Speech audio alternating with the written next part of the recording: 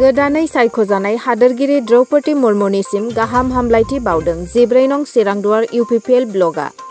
चिरां जिल्ला 14 नं चिरांदुवार UPPL ब्लकनि बानजायनायाव दिनै 14 नं चिरांदुवार UPPL ब्लकनि मावख'आव गोदानै सायख'जानाय हादोरगिरि द्रौपदी मुर्मुनिसिम गाहाम हामलायथि बावनायजों खुसिजोंनो रंजानानै एटम बम गावनानै बरायदों। बे हाबाफारियावनो बाहागो लादों चिरां जिल्ला UPPL दोलोनि नेहाथारि अमर सिंह ब्रह्म, EM रनजित बसुमतारीनि PA प्रणय मोसाहारी, 14 नं चिरांदुवार UPPL ब्लकनि आफादगिरि बिरदाव मोसाहारी आरो 14 नं चिरांदुवार UPPL ब्लकनि नेहाथारि निखिल बरगयारिया।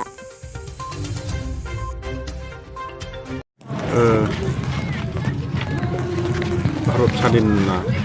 75 बोसोर गिबि खेबनि थाखाय दिनैनि दिनावहाय सानथालि जनगोष्ठीनिफ्राय सासे आइजो माहारिनिफ्राय भारतनि हादरगिरि हिसाबै इलेक्टेड जाबाय। बिनि सायाव मा बुंनो सानो? ओरैनोथ' बे जोबोद गोजोनथाव बाथ्रा जादों जे भारत बायदि हादराव दिनैसिम 75 बोसोर सिमाव जों नुबोबाय जे खुनु बे रोखोमनि राष्ट्रपति जायाखैमोन बेबायदि फिसा मोनसे हारिनिफ्राय। ओरैनो गोरोन्थि बुजिनो नाङा फिसा हारि होनोब्ला, खिन्थु नायोब्ला एसे गोग्लैसोनानै थानाय हारिफोरनि गेजेराव बेबो मोनसे हिसाबै आं बुंबाय। दा बेबायदि मोनसे हारिनिफ्राय जे हादोरनि बयनिख्रुइबो देरसिन जे मोनसे सिटिजेन, फार्स्ट सिटिजेन जानायनि जे मोनसे खाबु होबाय, बे जोंनि थाखाय जोंफोरबायदि फिसा फिसा हारिफोरनि थाखाय मोनसे गोग्गाथाव होननानै साननांगोन आरो। दा बेखायनो जों जोबोद खुसि जादों दिनै जे मानगोनां द्रौपदी मुर्मुखौ जे जोंनि भारत हादरनि जे हादरगिरि जे बानायबाय बे जोबोद गोजोनथाव आरो बिनि थाखाय जोङो जोबोद गोजोननाय मोन्दों, रंजानायबो मोन्दों, रंजादोंबो। जोङो जोंनि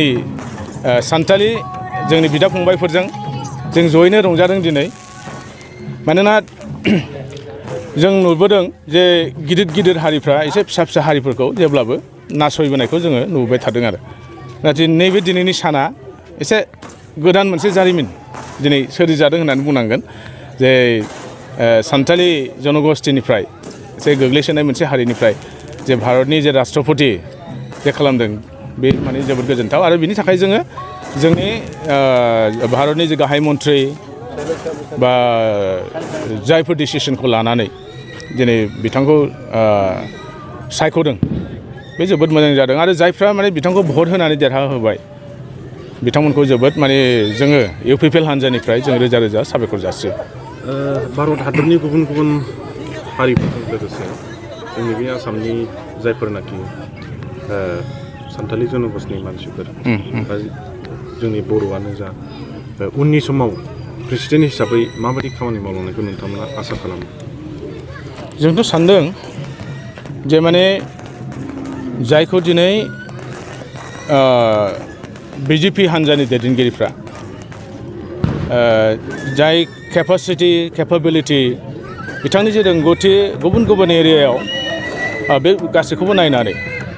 बिथांखौ दिनै हादरगिरि हिसाबै जुदि सायख'दोंब्ला निस्सय बिथांहा मोजां मोनसे केपाबिलिटि दङ। आरो सिगाङाव बिथाङा माने बिथांजोआ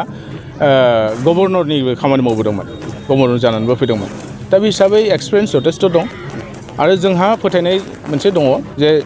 जोंफोरबायदि फिसा फिसा हारिहा बेवहाय लाब जागोन होननानै जों सानो। बिथाङा गावबो बे रोखोमनि मोनसे माबानिफ्राय फैनाय हिसाबै जोंनि आसामाव थानाय जेनाखि जनगोष्ठीफोर, जनजातियानो जाथों बा गोग्लैसोनानै थानाय जेनाखि जाथिफोर, जनगोष्ठीफोर, जोंनि थाखाय बेफोरबायदि हारिफोरनि थाखाय लाब जागोन होननानै आं सानो। नोंथांमोननिसिम आंनि गोसो गोरबोनिफ्राय साबायखर जासिबाय जे दिनै जोंहा खोब गोजोनथाव बाथ्रा जे भारतनि हादरगिरि हिसाबै जोंहा दिनैहाय द्रौपदी मुर्मु बिथांखौ जोङो मोननो हाबाय। जोङो खोब गोजोननाय मोन्दों। जों आसा खालामदों जे बिथाङा दिनैहाय 75 बोसोर भारतआ दिनै उदांस्रि जानायनिफ्राय बे समावहाय जोङो नुबोदोंमोन भारतनि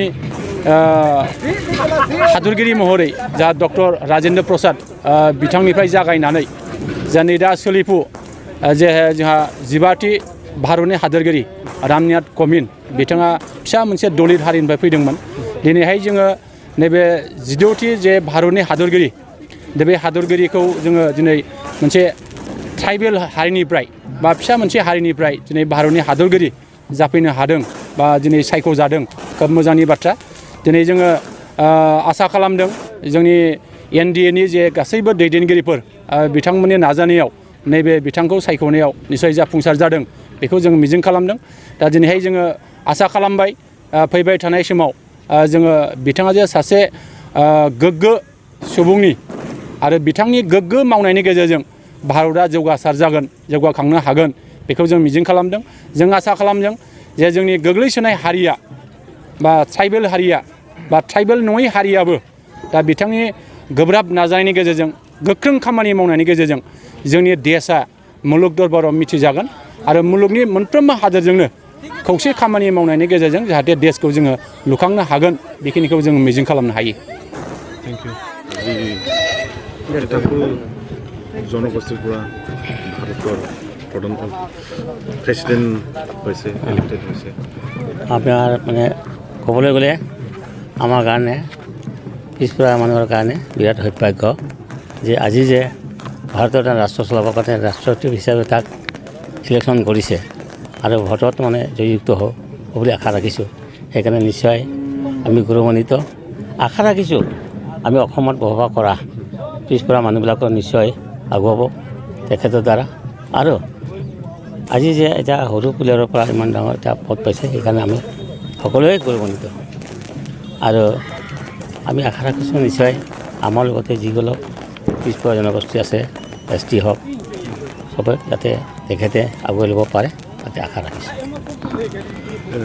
আপোনালোকৰ যিটো STৰ দাবী এইটো পূৰণ কৰাৰ কিবা আশা আছে আমাৰতো দীৰ্ঘ দিনৰ দাবী আমি এইটো প্ৰায় আজি স্বাধীনতাৰ আগৰ পৰা আমি দাবী কৰি আছোঁ গতিকে আশা ৰাখিছোঁ তেখেতৰ দ্বাৰা যদি আমি আমাৰ দাবীটো থাকিবই যদি তেখেতে আমাৰ দয়া কৰে বা কিবা এনেকুৱা সুযোগ পায় বা সংবিধানৰ আধাৰত যদি আমি পাব লাগে নিশ্চয় তেওঁ কৰিব আৰু আমিও আশাবাদী আৰু আমি তেখেতৰ লগত যোগাযোগ কৰিব কাৰণে নিশ্চয় কৰিম